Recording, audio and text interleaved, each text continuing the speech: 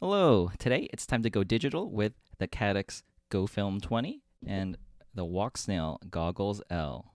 But first, here's a sneak peek from one of my flights. Overall, the video quality I think really speaks for itself. You can get some really nice cinematic footage from this. At first glance, you might think that this is coming from like an onboard GoPro, but no, this is a tiny little 2-inch drone. This is the onboard Caddx Moonlight system. I'm recording at 4K 60. I don't even have the shutter speed right because I want a bigger ND filter.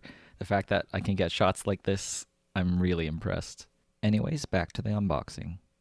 So for a little bit of background, I really like flying at night, and that's where the DJI digital system kind of falls short. The O3 just does not do well at night at all. I thought right now would be the perfect time to jump into the Walksnail system since they just came out with these. These are the Avatar Goggles L. Now, when I first saw these, I thought that these would be a tuned down version of their Goggles X. But after I saw Mads Tech teardown of this goggle, I'm not going to tear it down. If you want to see Mads Tech teardown of it, you can check that out. Even though it doesn't look like there are any antennas, it does have the full set of 4 antennas. So there's apparently 2 omnis up here and 2 patches down here. So it still has 4 full antennas, just like the Goggles X. So this should perform just as well, I think. So these are box goggles, which means there's a single screen in the back here, and there's a lens that'll kind of divide that screen into your eyes. Let's see what else we get in the box here. Oh, power cable. So I'm going to need my own 4S battery. I'm going to have to double check which battery this will work with. And a carrying case. Let me stick these back in the box for now. Now let's check out the main star of the show, the Caddx Gofilm 20. So this is a completely bind and fly drone with Walksnail. So this should be the easiest way to get into the Walksnail system. Looks like this was made very recently, August 2024, so this must have been rolling just off the assembly line. And from what I've been reading on Reddit, a lot of people's biggest questions with like the Moonlight system and stuff like that is people don't know what frame it's going to fit in. And this kind of solves that because this is a bind and fly drone with the Moonlight system built in. So let's see. Ooh, there it is. This is the Gofilm 20, the 20 being for 2.0 inch props. Check that out. Whoops, this is a little bit, I'll center a bit. There we go. So there it is. I'm going to take a look at the camera. So it looks like this is the Bear camera right here. So there's the Bear Moonlight camera. And on the box, it has the square ND filter, which I really like how that looks. So let me dig that out right now. I wonder if they'd sell a UV filter version of this that's just clear, so I can still have the cool square look. I know the square lens will perform just as good as a round lens, but I think it just looks so much cooler with a square lens. So let me just pop that on real quick. For flying at night, I will not be using this ND filter, but all right, let's get some of these boxes. Oh, actually, let's finish taking a look at what we get inside. So we get a couple of spare props, some tools, extra screws, USB cable. I'm curious to see where the USB port is on this. Oh, and an extra battery strap. And I think that's it. So let's get this out of the way. Now let's take a closer look at this drone. So there's the Moonlight VTX. The heatsink is right there, so it's going to stay nice and cool. There's the Express LRS antenna. So this is like a 4-in-1, what is it, 4-in-1, 5-in-1, all-in-one board. So it has the ESC, the flight controller, and the Express LRS receiver. This little shield up top is a nice touch too. This could help in a crash, so if your battery gets ejected forward, it doesn't like get caught on the camera, I guess. So it has a nice little cool shield there. I do kind of like that they did put a little bit of effort into the aesthetics of the drone. The square look I am a big fan of. Ooh, the XT30 little thing built into there. Let me actually grab my battery. So this thing is supposed to use 654S packs, which I actually don't have, so I went ahead and picked up just one of these, a Tattoo R-Line 654S. So let's see if the battery cable is going to be long enough. Now I do have a ton of 854S packs, so I'm going to test that as well to see if this drone can carry the 854S, because I do have like 8 of those. So if those work, that'll be even better for me. Oh yeah, so that's plenty of battery space. All right, let's get everything out, and let me just go over the entire package. So here's going to be my full setup. Here's the Walksnail Goggles L. It can also be flown with the Walksnail Goggles X as well, but these are the more affordable goggles. the Gofilm 20 with a Moonlight pre-installed. This has the Express LRS receiver built into the drone, and so here's my Express LRS transmitter. I'm using the Radio Master Pocket, which is always a good value at $60. And for battery, it's going to be the Tattoo 650 4S. So I got everything I need to go fly. Let's bind it up and give it a test run. At the very end of the video, I'm going to show you how I bound and set up the drone, but for now, let's go straight into the flight footage. This flight I'm showing you first is one of my most cinematic flights. I've flown over 30 packs on this drone so far, and I've been fine-tuning all the little details in order to get the best shots, and this is one of my better ones. I'm using the ND filter here at a fixed ISO of 100 and a fixed shutter speed of 1/240.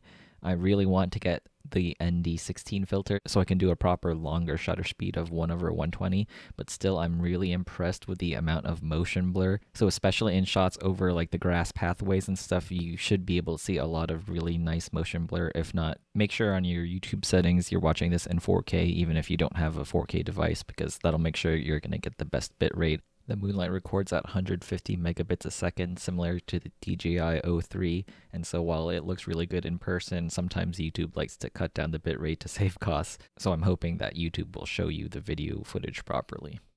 Anyways, for this flight, I am using my bigger 850 mAh 4S pack. Overall, I found that with this larger pack, I'm getting about 5 minutes of flight time, which is just fine with me. If I do use the recommended smaller 4S 650 mAh pack, the lighter weight of that Tattoo pack means that I'm getting a longer 6-minute flight time. But overall, it's not a huge difference, 5 minutes, 6 minutes flight time. So for most of these flights, I'm using my 850s, which I have a whole bunch of. All of this footage you're seeing is stabilized in post in GyroFlow, and I'm a noob at GyroFlow, but it turns out it's really easy to use with the default settings. So this is all the default settings. All I had to do was drag the clip into GyroFlow, and I literally just click export, and it takes like 30 minutes, but it'll spit out this really nicely stabilized video, and it just looks great. Another thing about this footage is about how clean and jello-free, how vibration-free the footage is. And I think it's mostly thanks in part to the built-in silicone dampers on the camera. So like other cameras like the DJI O3, the camera itself is hard-mounted, and so it relies on whatever frame you use to try and soft-mount it. But for this Walksnail Moonlight camera, they have little silicone pads built into the camera itself. So you can screw it into a hard frame, and it's already like dampened properly because it has silicone inserts built in, so that's pretty nice. However, it's only nice if it's assembled properly, because I think whoever assembled my Gofilm 20 at the Caddx factory had a bit of a strong hand, because when I first flew it right out of the box, I was getting these micro vibrations and micro jello, so I took a closer look at the camera mounting, because it's almost always a camera mounting, and they really crank down on those camera screw pins. So basically there's a 3D print that sandwiches the camera together, and they screwed that thing so tight that the silicone dampers were compressed, and basically the 3D print was directly touching the camera, and so that kind of negates the whole effect of having the silicone dampers in the first place. So all I had to do was I had to back out the screws a little bit to let those silicone dampers breathe, and that fixed all my jello issues just like that. So yeah, that's about it for this daytime flight of the Gofilm 20. I'm really pleased with how this turned out. I normally don't mess with camera settings a lot, like doing manual settings like manual ISO and whatnot, but I think it was worth the effort because the footage just looks really clean and smooth and professional, so I'm really pleased with how this turned out. If you want to fly with auto camera settings, it still looks good too. The exposure is just going to change because it's going to be constantly trying to even out the exposure. I'll put in a clip later in this video showing what it looks like with auto camera settings. But anyways, now it's time for the night flight. Alright, it's past sunset, so it's time to take the Gofilm 20 out on a nighttime torture test. The Moonlight camera system has 3 different picture modes. There's daytime, nighttime, and race mode. By default, it comes with day mode, and for these nighttime flights, you definitely want to switch over to the night mode. When I first flew it at night, I made the mistake of flying it in daytime mode, and so I couldn't see a lot of the objects around me. It would just be too dark.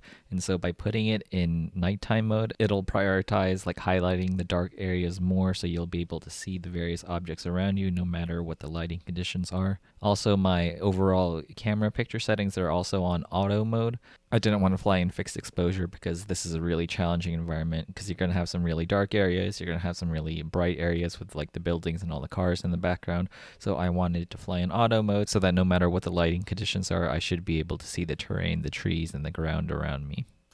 Overall, I'm really pleased with the video quality in these dark conditions. As winter is coming, we're going to have a lot less daylight to play with, and so we're going to be doing a lot more flights in these dusk and dark environments. And so being able to fly in full HD digital and also record in 4K is pretty amazing.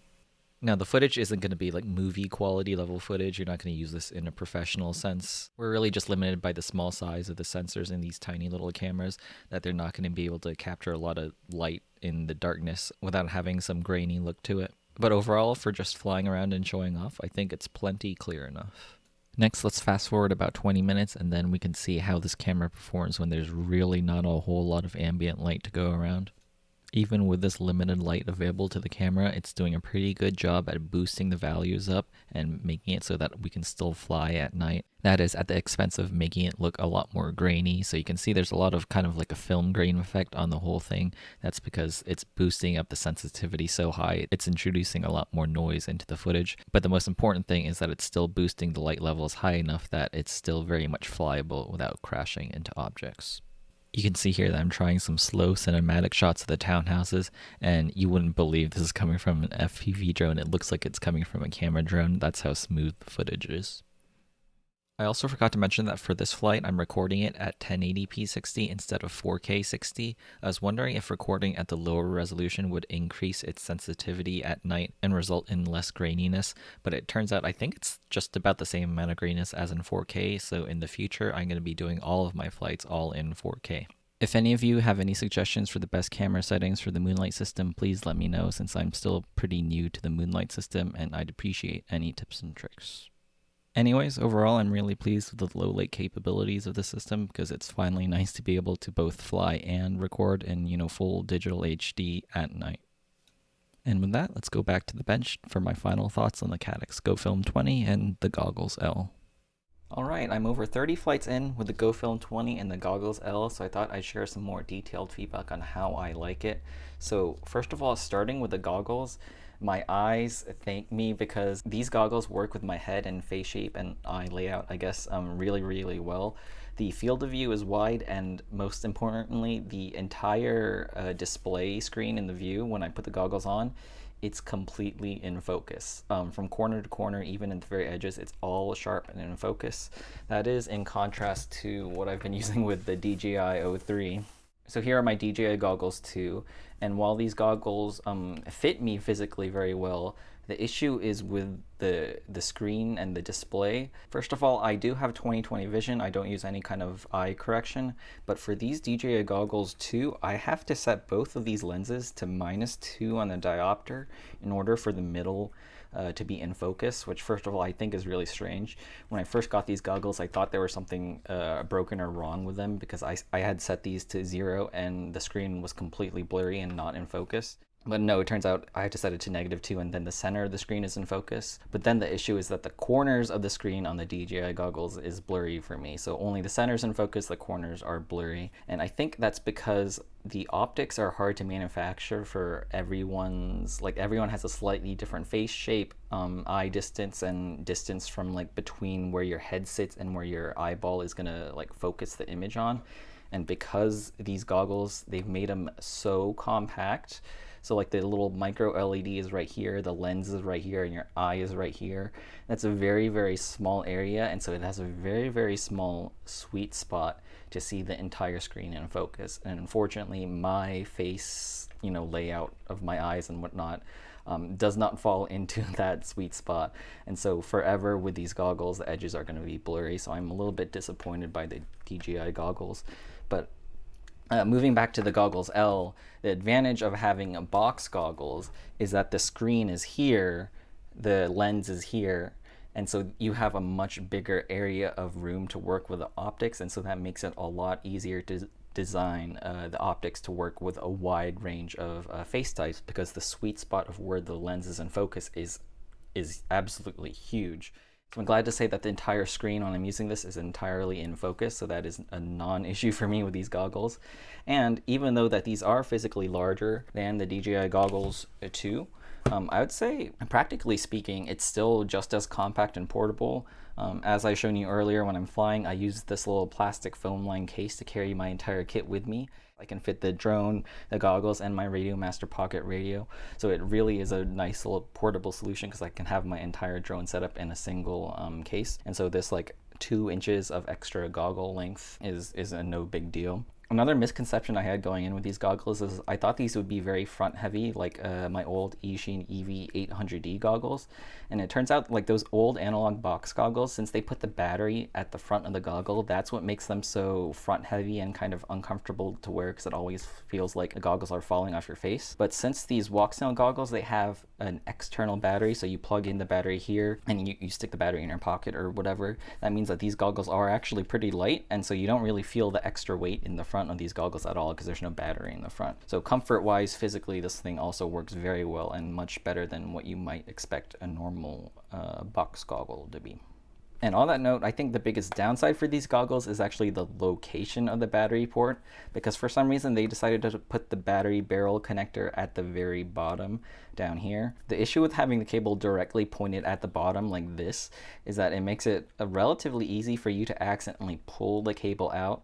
I think I might end up making some kind of solution where I route the goggles up through the strap, so if I pull on the cable, it'll pull on the strap instead of pulling the power out of the goggles, because that would be pretty bad. I have to do the same thing on my DJI goggles actually. They put the power cable at the very bottom, so if you have any normal power cable, if you accidentally pull on it, it can easily just fall out. So for these DJI goggles, I routed the cable up and through the strap up here, and then it falls down into the side into my pocket. And so this way, if I tug on the cord, it doesn't pull out of the goggle. So that's very nice and secure, and I never have to worry about that again.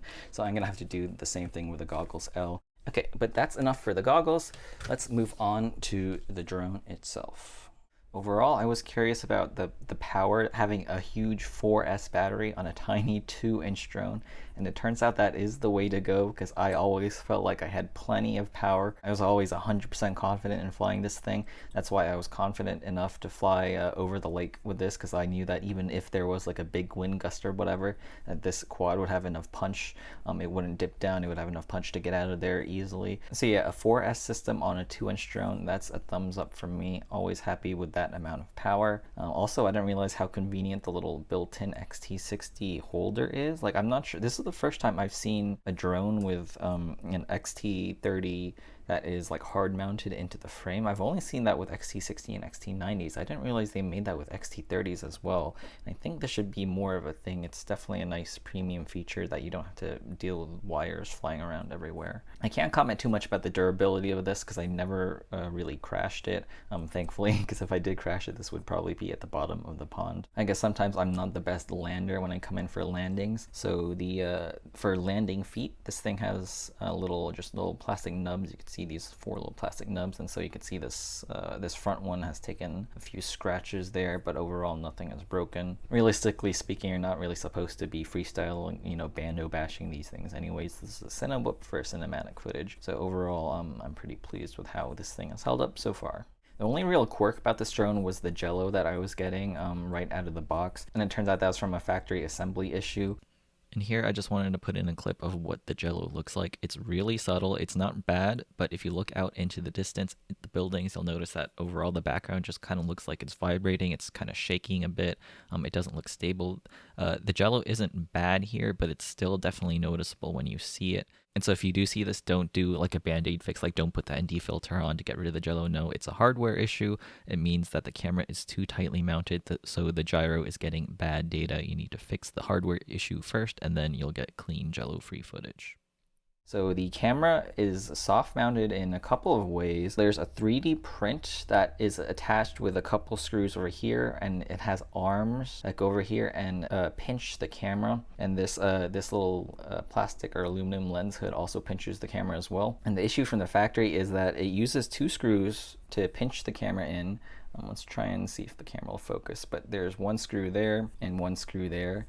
And from the factory, those screws were way too tight, and it was so tight to the point where it was even difficult to adjust the camera angle. I had to really grab the 3D print, and then I had to grab the camera in order to adjust my camera angle, and then I had to really push on it. If you can take a peek inside there, you can see little bits of yellow poking out the side of the camera. That's the silicone soft mounting that's built into the Walksnail camera, and because it was screwed on so tight, the 3D print and this little plastic or metal shield was directly touching the sides of the camera instead of just the silicone soft mounting, and so that eliminated the whole purpose of having the silicone soft mount, so it basically wasn't soft mounted, and that's how vibrations were getting through the camera and causing jello. And so to fix it, all I had to do was just grab a 1.5mm driver and back these screws out just a little, not too much. You don't want it to be so loose that these things flop around if you move it. I did have one flight where I tried to make it as loose as I could, and this thing was flopping around during flight, and that was causing some issues it was hitting.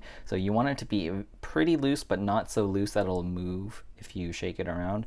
But as you can see, with one finger I can very easily move this little shield. For adjusting the camera angle, once again, now that it's so much looser, I can use one finger to adjust the camera angle pretty easily. It still won't move if I shake it around, but I can still use one finger to relatively easily adjust the camera angle. So that's how loose you want it to be for that silicone soft mounting in the camera to actually take effect, and that's how you can get completely perfect jello-free footage. Besides that, the drone has been pretty much perfect out of the box so far. Overall, I'm just really glad to have a system that'll fly really well at night.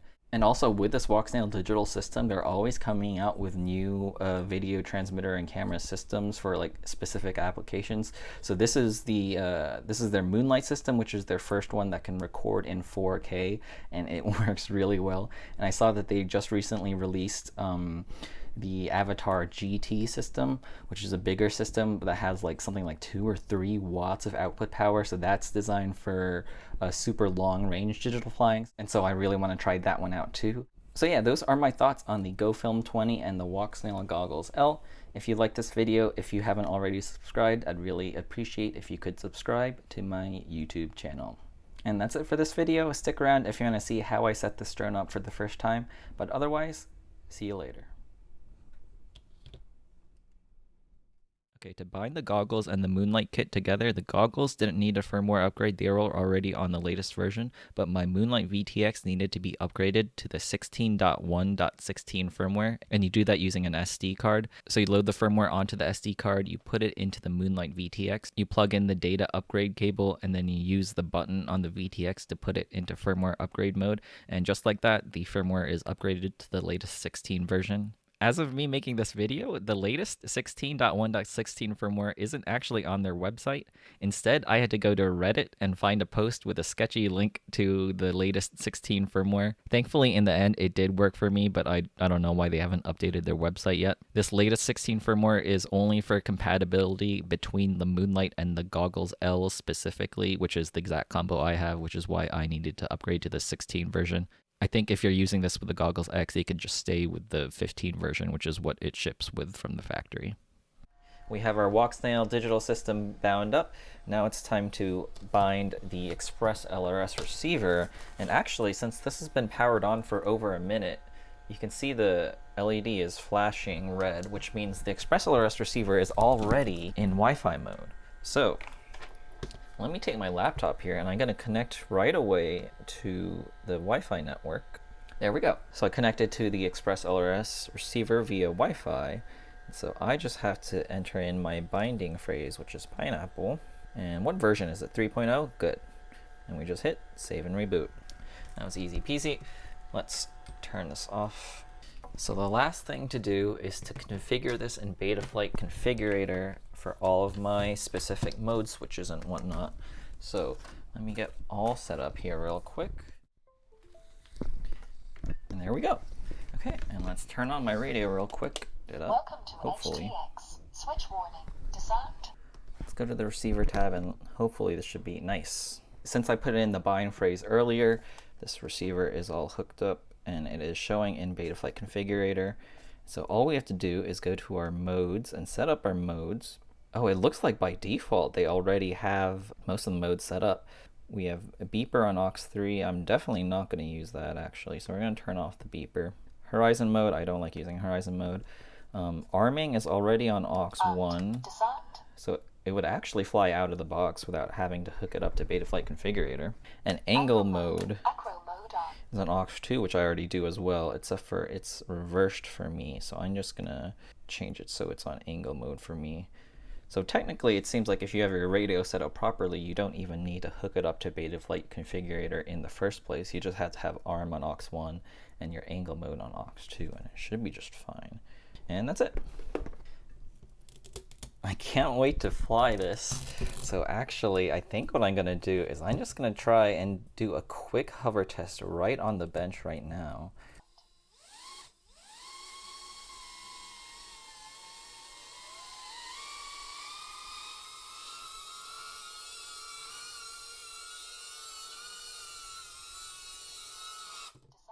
Nice, it flies.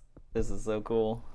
So all that's left is to fully charge this battery, because I haven't even charged this battery once yet, and then let's take it out for a rip.